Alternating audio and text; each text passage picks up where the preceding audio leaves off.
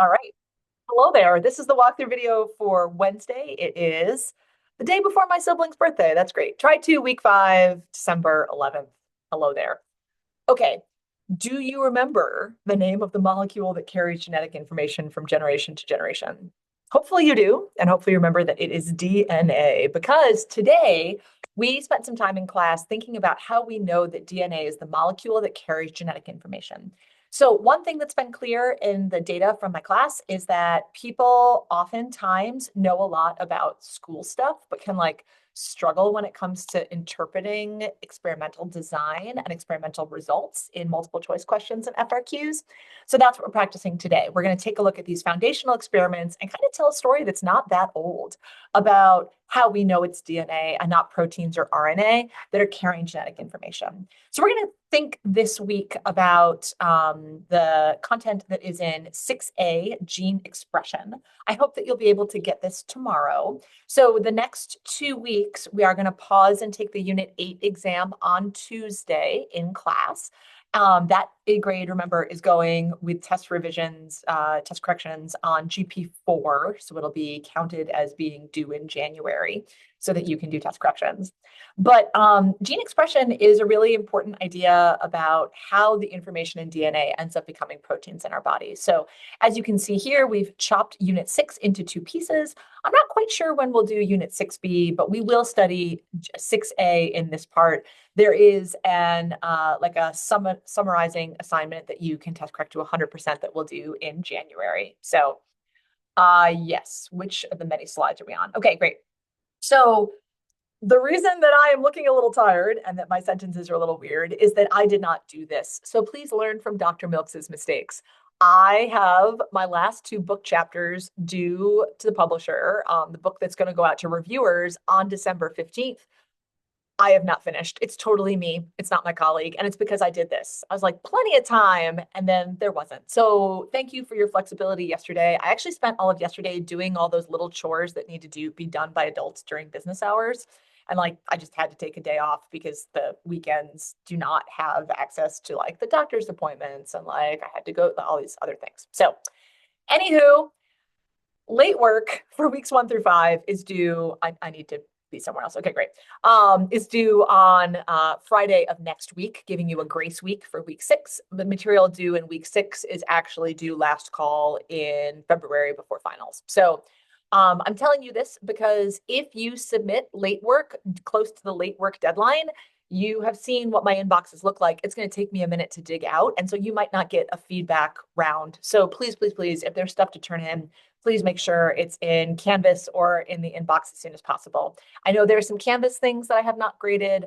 I'm up to date on all paperwork except bell work as of today, as of this morning during second period. So if you turn stuff in today, you're waiting on me. I have to do 4th and 5th period first. So, and then we're going to go back here. You can do the December field experience if you're in town on New Year's Eve. People often do that. That's fine. Just give yourself enough time to format the assignment to turn it in. But you can do a summer reading assignment in 2 days. But as many of you have learned, perhaps this winter trimester or fall trimester, it's not fun to do a winter reading assignment in 2 days. So remember, the winter reading assignment, you picked your book before Thanksgiving, and the idea was that you'd be able to use in class weeks to do that work. But based on what people have not yet submitted, my guess is that most of you are going to spend at least a little bit of winter break reading your book, which is fine.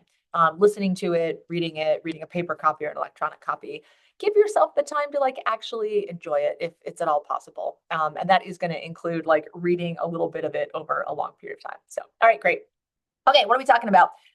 This is a story about information flow that I bet you remember, that the information in DNA becomes the information in RNA, becomes the information in protein. So today we're going to kind of zoom in on why DNA. How do we know? How do we know that information flow in cells starts here for all living things now? Why am I adding the now? Do you remember RNA world, right? So, and there presumably are still some organisms for whom that's possible. But for the purposes of introductory on-level biology, we're going to think about it as DNA. And remember, viruses are super weird. More on viruses in, I think, January. The prototype curriculum is going to have us learn about them. They're not really alive. They can have DNA or RNA, single-stranded, double-stranded nucleic acids, depends on the type. So more about that soon. But the real question here is like, how do we know that it starts here? So you might remember the story of Watson and Crick and Maurice, whose last name I forget, and Rosalind Franklin. So Rosalind Franklin, can you stop that? Great. So this is a picture of Rosalind Franklin before she passed. She is living the dream. She is working in science at a time where, in Western tradition, very few women were working in science. And she is so close to figuring out that DNA has phosphate sugar backbone on the outside, and then it's those nucleic bases. I mean, you've seen the pictures. She doesn't get quite there. Her boss, I think, is Maurice, who gives her data without her knowing to Watson and Crick, or without her crediting. They win the Nobel Prize. There's a video in here if you want to watch it of some middle schoolers pretending to be Watson and Crick, which is really exciting. And then a middle schooler pretending to be Rosalind Franklin, and because they're middle schoolers, chasing these ones in a way that's really satisfying, if that would bring you joy. But today we're going to take a look at these like fundamental experiments. So if you look here, you're going to see an assignment. It is worth you taking a look at the three like oh goodness, tired Dr. Milks, like the experiments that are there. Even if the one about the mice is a little tricky, you definitely need to look at the one that is about DNA, RNA, and protein aces, nucleases that are able to chew up those different materials. And then take a look at the one about a blender and a dream. A little note about that blender. This is, why is it always like this? How do I make it go away? I copy it, will that be enough for you? Okay, great. So here's a picture of a kitchen. It sure is fancy. I think this is a TV, which is so weird.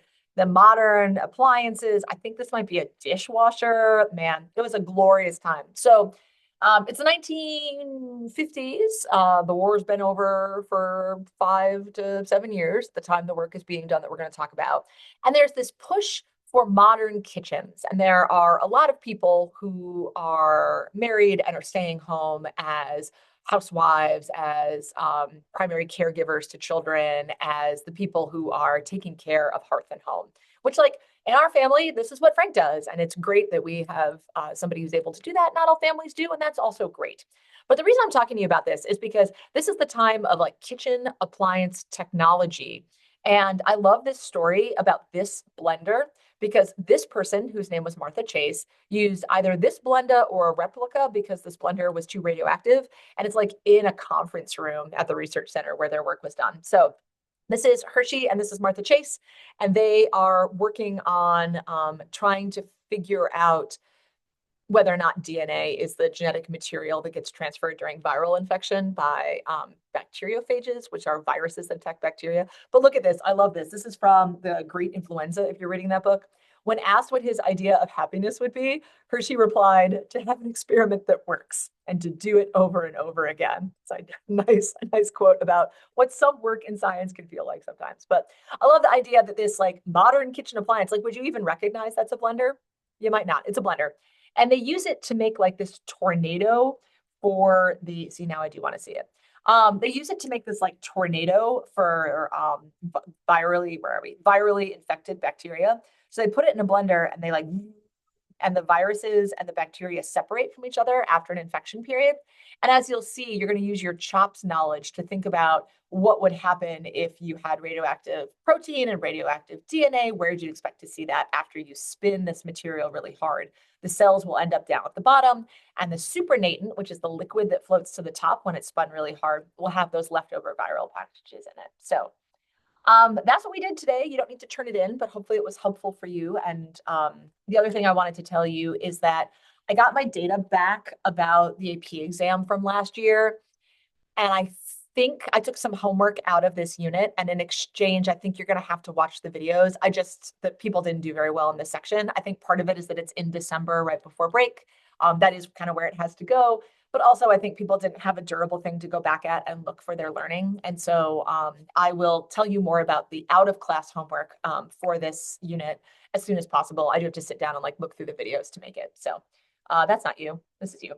Last but not least, quite a few people have a very low Canvas grade because you have to turn in some late work. So, what's your Canvas grade for this class today?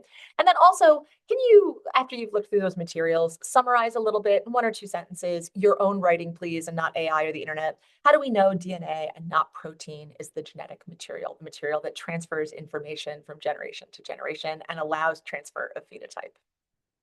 Okay, I think that's it. I hope you're doing well out there. If it's Wednesday, it looks like the snow is going to be snowy at 2, but not by the time 7 rolls around. So looking forward to seeing you later. All right, take care out there. See you soon.